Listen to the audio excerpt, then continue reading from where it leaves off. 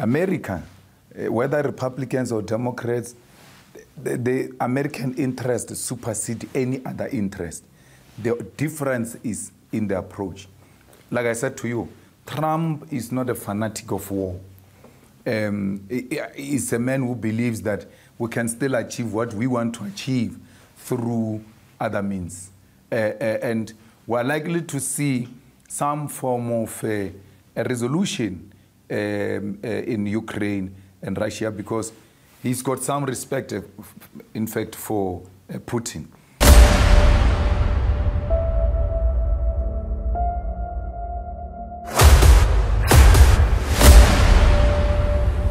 This is the journey to one Africa. I often hear a lot of people advocating for Africa to have a permanent voice within the UN Security Council. You mentioned it just now, but I would like to know from you what exactly needs to be done for Africa to be recognized in that fashion, for it to be a permanent voice there within the UN Security Council. No, Russia, I mean, South Africa and the whole of African continent must stop electing puppets. They need to elect people who are going to challenge the status quo, and not from a lip service. They must be able to put up a case in such a way that their voice is being heard.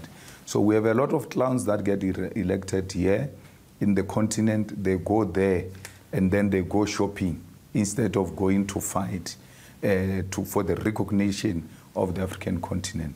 So we still have got a long way to go. We still have some of the countries in Africa that are still paying colonial taxes to France and things like that. And we expect such people to go to the UN Security Council and agree that Africa must be represented. So we need to politically conscientize and take over the African continent and position Africa in the UN Security Council at the same level as India, China, Russia, America, and all of that. Because the reality is that we are equal. And actually we have got more resources than them, but we are treated like we are the stepchildren of the world.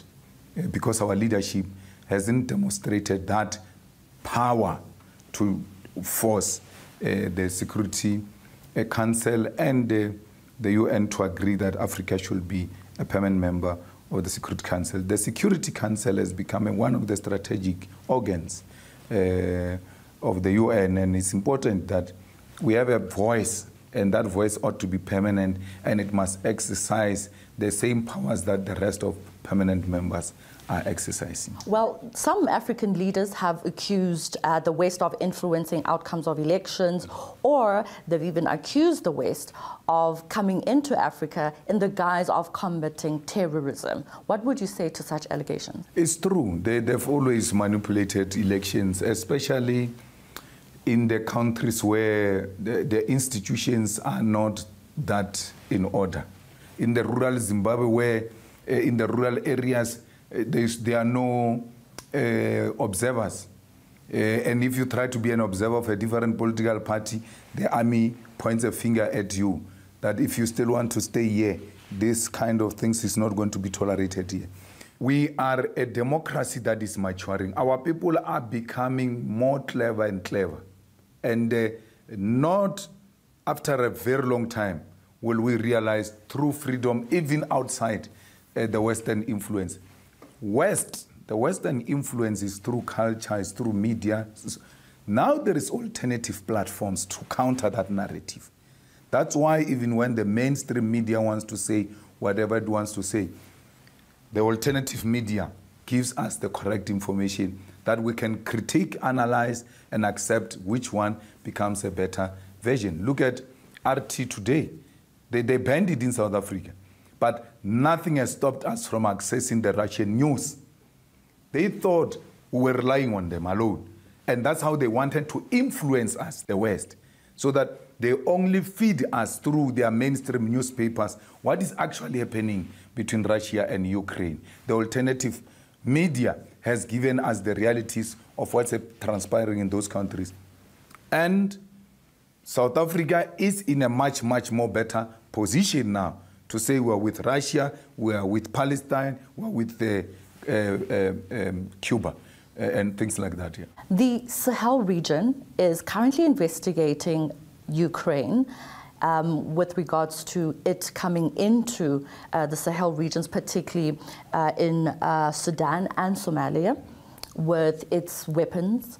They have a brewing and ongoing conflict on their doorstep. Why do you think they are diverting their resources in places like Sudan? Well, like I said to you, they don't have any muscle power to can even extend themselves to any other country. They are always used as a front.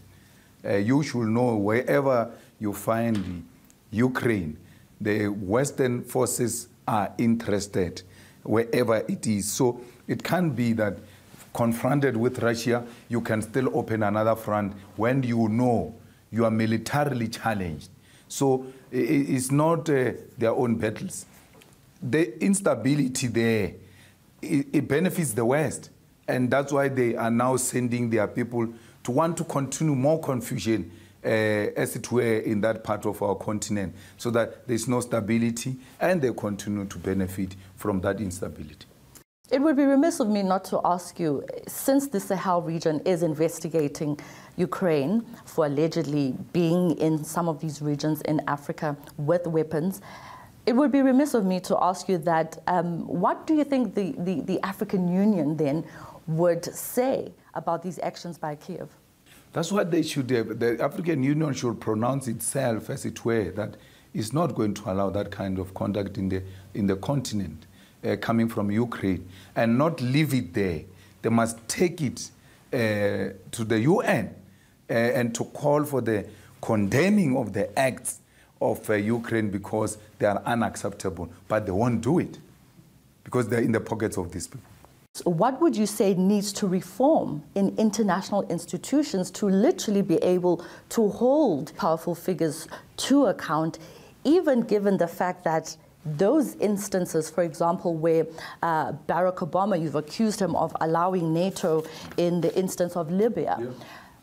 Do you think that coming up with ways to reform these international institutions would still go back and be able to trace these figures in their involvement in these issues around the world?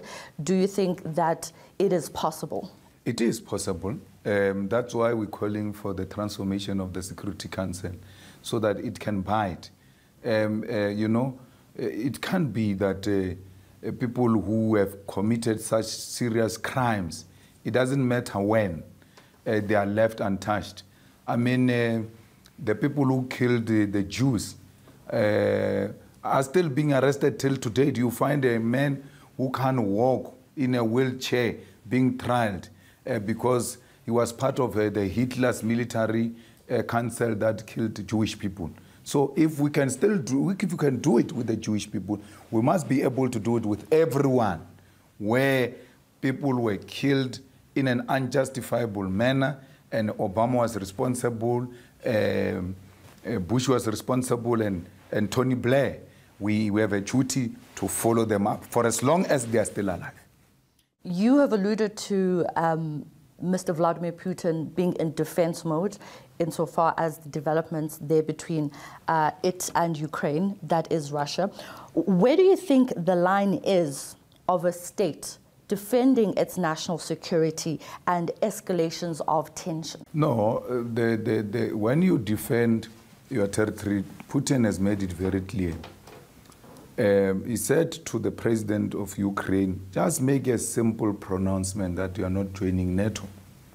It's as simple as that. And the guy is not committing to that because, he's a comedian, he's a joke himself who was put there so that this agenda can be pursued. And when Russia says, okay, if you continue with this, we'll act in self-defense, as a way of pushback. And then Ukraine insists and even escalate. There's no way Russia is not going to escalate. If Ukraine escalates, especially with the kind of sophisticated weapons that they do not have, Russia is going to have to use its own sophisticated weapons to defend itself. And America is to be blamed because America is the one that is supplying Ukraine. Talking about America, I want to go back to Donald Trump. You did speak about him earlier on. I want to ask you, what do you make of his impending second term in the White House, given his stance and the statements that he's made about Africa? Do you foresee any changes or weakening or strengthening of U.S. relations and Africa? No, I expect continuation of the same U.S. attitude towards the world. The Republicans and the Democrats are the same. It's like saying to me, and Fidel Castro makes that point very clear, it's like saying to me, I must differentiate between the two shoes, one shoe of the same pair of shoes and say, this one is better than the other one, but it's the same pair of shoe, but with two different shoes. So America, whether Republicans or Democrats, the American interest supersedes any other interest. The difference is in the approach. Like I said to you, Trump is not a fanatic of war. He's a man who believes that we can still achieve what we want to achieve through other means. And we're likely to see some form of a resolution in Ukraine and Russia because he's got some respect, in fact, for Putin.